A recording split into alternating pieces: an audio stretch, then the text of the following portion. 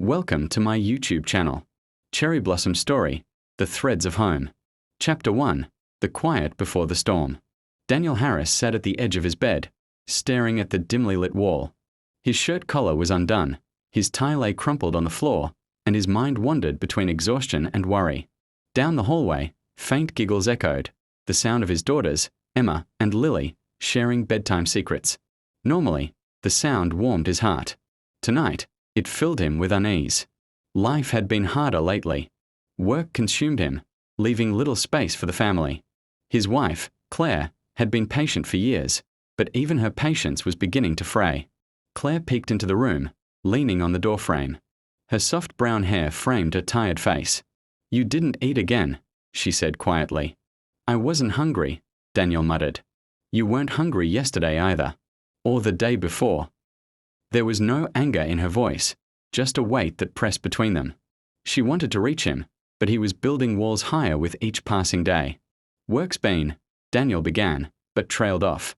Claire sighed and crossed the room, sitting beside him.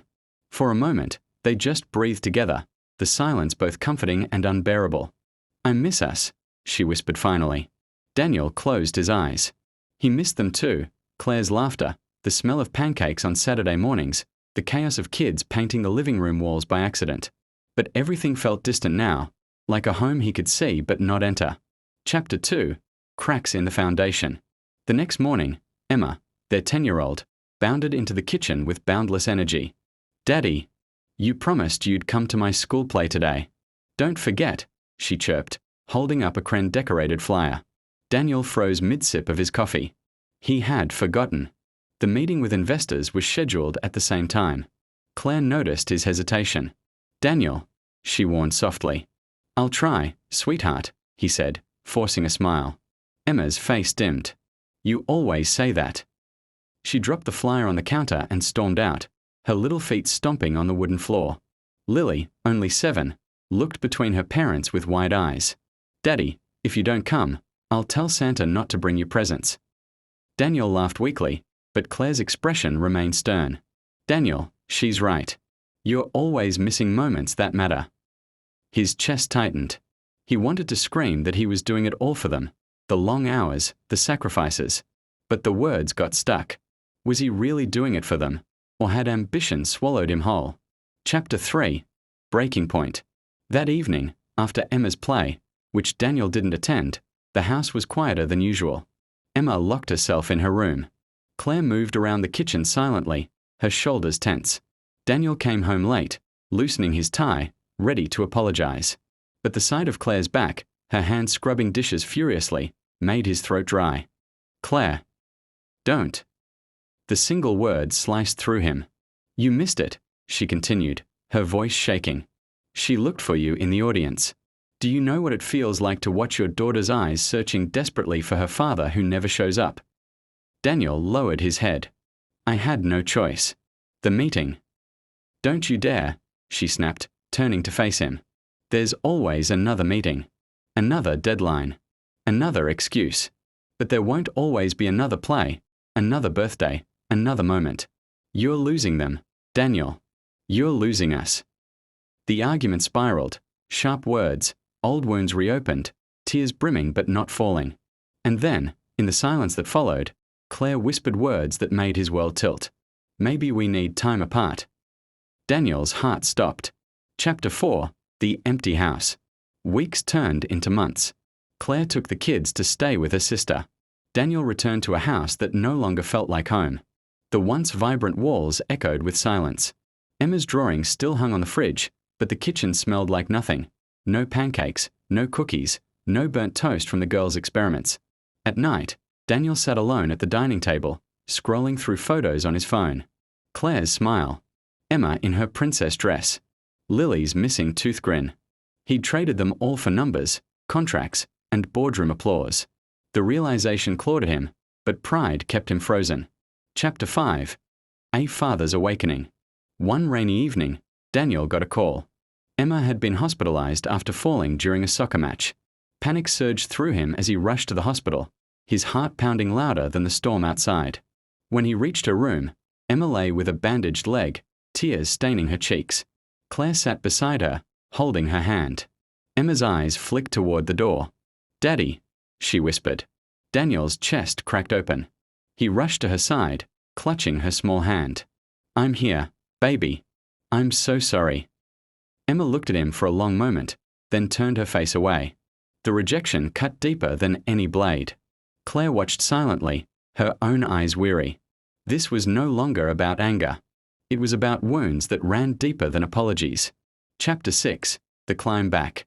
Determined to change, Daniel began small. He left work earlier, showed up at Lily's art show, helped Emma with homework.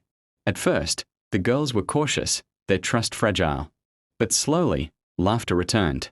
One night, Lily climbed onto his lap. "Are you staying this time, Daddy?" The innocence of her question shattered him. "Yes," Daniel promised, tears slipping down his face. "I'm staying." Claire saw the change too. Slowly, cautiously, she allowed him back into their daily rhythms. But the scars remained, reminders of how close they'd come to breaking. Chapter 7. Love Rebuilt. Months later, the Harris family sat together in the living room, the fire crackling warmly. Emma played the piano, Lily sang along, and Claire leaned. Shadows of doubt. The Harris home was warmer now, but fragile, like a vase glued back together, still showing its cracks if you look closely. Daniel had begun to prove himself again, attending Emma's soccer practices, helping Lily with her art, cooking simple meals when Claire worked late. But despite his efforts, an invisible wall lingered between him and Claire. Late one night, as the girls slept upstairs, Daniel found Claire on the porch, staring at the stars. "You're awake," he said softly. Claire didn't turn. "I couldn't sleep." Daniel sat beside her, silent, stretching. "You don't believe I've changed, do you?" Her eyes glistened. "You're trying, Daniel. I see that. But, after everything, it's hard to trust it will last. I can't go through that pain again. And I won't let the girls go through it either." Her voice trembled, yet was firm. Daniel swallowed the lump in his throat. He wanted to promise forever, but he knew words weren't enough anymore. Only time could stitch the wounds. Chapter 9. The Storm Returns. Life tested them again sooner than expected. The company Daniel had worked for, the very one he sacrificed his family for, announced massive layoffs. Daniel, once indispensable, was suddenly expendable. His years of loyalty meant nothing. He came home with a white envelope in hand, his shoulders heavy. Claire found him sitting at the table, staring blankly. "Daniel." He slid the envelope toward her. "They let me go." Her lips parted in shock. For a long time, she said nothing, then finally reached across the table, placing her hand over his. "We'll get through this." Daniel shook his head. "I spent years giving them everything, and I lost you in the process. Now I've lost them too." Claire squeezed his hand. "You haven't lost us. Not yet." For the first time in years, they were on the same side of the battlefield, not enemies but partners again. Chapter 10. The Children See All. Emma noticed the tension. At 11 now, she was old enough to understand whispers behind doors and quiet tears in the kitchen. One evening, she asked, "Mommy, are we going to be okay? Daddy doesn't smile like before."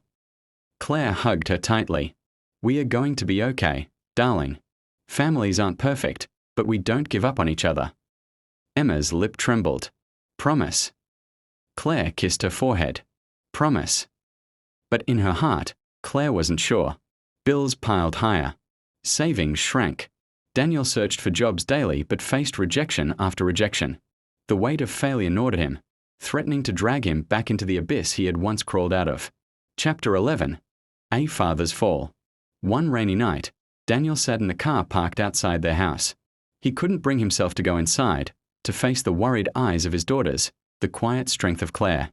His phone buzzed. A friend from his old firm had offered him a chance to return, at another branch, in another city. The money was good, but it meant